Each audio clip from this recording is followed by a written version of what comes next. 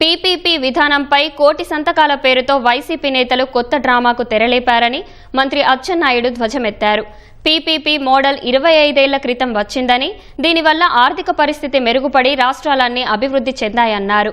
PPP విధానం ద్వారా పేద ప్రజలకు మేలు చేస్తుంటే జగన్ చూసి ఓర్వలేకపోతున్నారని మండిపడ్డారు.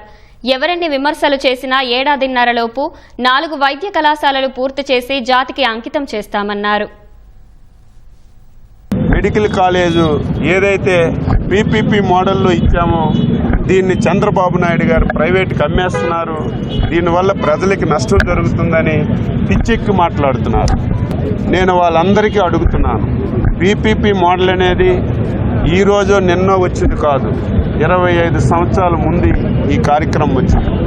ఆ రోజు పీపీపీ మోడల్ రావటం వల్లే మనకి నేషనల్ హైవేస్ అన్నీ వచ్చాయి, మనకి ఎయిర్పోర్ట్స్ అన్నీ వచ్చాయి, మనకు పోర్ట్స్ అన్నీ వచ్చాయి. దీనివల్ల ఆర్థిక పరిస్థితి బాగుపడింది.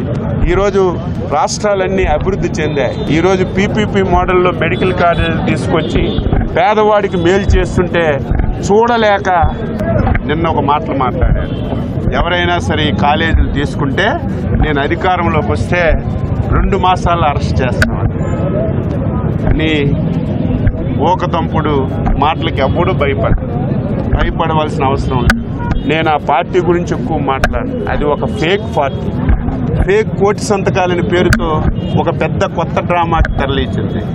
ఈరోజు మీ నాన్నగారు ఈ రాష్ట్రానికి ముఖ్యమంత్రి ఉన్నప్పుడు ఆరోగ్యశ్రీ అని తెచ్చారు, 108 అని తెచ్చారు.